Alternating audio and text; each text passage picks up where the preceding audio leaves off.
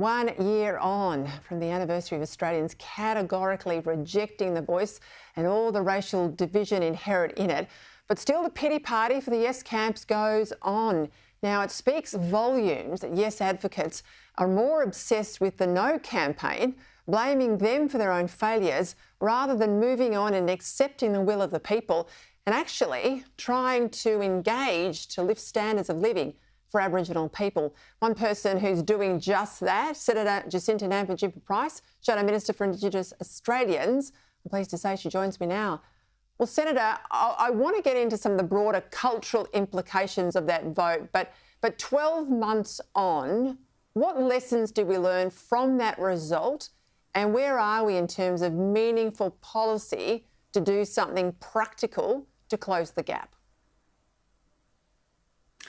Well, I guess we've learnt a huge lesson in that, thank goodness, the no vote prevailed, because the proponents of the voice have still not been able to accept any responsibility for the failure of the proposal in itself. They're still name-calling and not realising that name-calling was part of the reason why Australians voted no in the first place. And as we have seen, the government has not come up with any other ways to progress our most marginalised Indigenous Australians in this country, because they haven't brought about any legislation to support any practical measures whatsoever to improve the lives of our most marginalised, which is, it's not surprising, but it's extremely disappointing. Yeah, it's like they had this and no plan B. The Prime Minister said, when I played a little bit of it before, in the week after the voice vote, he said to the House chamber, we need to give Aboriginal people a week to grieve, and then I'll come back and tell you what we will do now to practically deal with all of these issues. Well, he never came back. A lot of the Aboriginal leaders, they went off overseas. Some have gone away on the anniversary. I read in the paper this morning they don't want to be in Australia as we commemorate the defeat of their voice. But we've still not moved the needle of any of this stuff. So, the PM's taken his bat and ball and gone home, it seems. That's exactly right. All of those people who are so passionate about improving the lives of Indigenous Australians, well, they can afford to go overseas and get away from October 14, while marginalised Indigenous Australians who knew very little about what it was all about in the first place are still suffering in places that are largely out of sight, out of mind.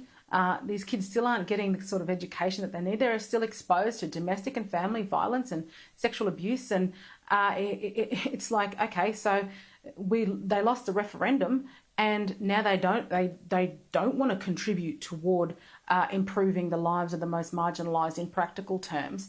And you hear this talk about taking a bipartisan approach by the minister herself.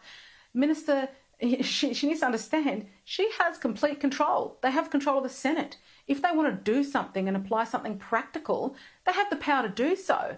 But they have no ideas whatsoever, and they keep throwing the ball back into our court. Well, if that's the case, move over, get out of the way, and let us implement what we've been trying to do, which is to hold an inquiry into land councils and statutory authorities and Aboriginal organisations, which is what people on the ground have been asking for. Stop ignoring these voices that I've certainly been bringing to Canberra, and do something. You want to work in a bipartisan way? I've laid out the opportunities right there, but they want to continue to ignore it. Yeah, I think it's pretty weak of the minister to say, you, Jacinta Price, you've got to sit down and deal with her and restart, she says, reconciliation.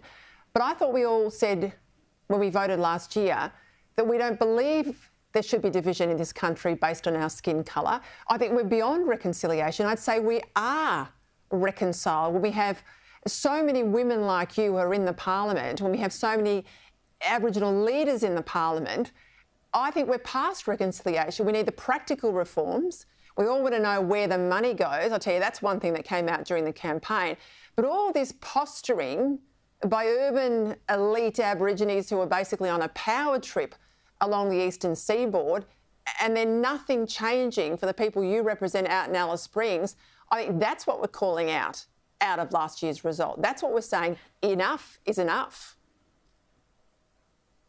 That's exactly right. I mean, today I've had David Littleproud here with me in Alice Springs. We visited Urara College, which is a boarding school for Indigenous children here in Alice Springs, which is a Lutheran boarding school. Well, apparently Marion Scrimgeour has never even visited this school.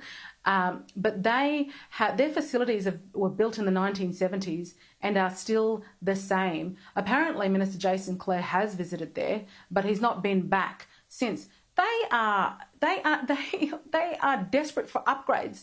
You know, the $18 million that they said that they would provide for boarding facilities in Central Australia, they've absolutely dropped the ball on, because as we know, Yipirinya School, for our most marginalised Indigenous kids in Central Australia, require about $11 million, $12 million to build a boarding facility for primary school age kids who are living in dysfunctional circumstances in town camps. So how's $18 million going to serve not just those schools, but also other boarding facilities throughout Central Australia? They have no clue, and they're simply not interested. They spent $450 million on this referendum when that could have covered these boarding schools to support our most marginalised kids right here in Central Australia. They're simply not interested, Peter.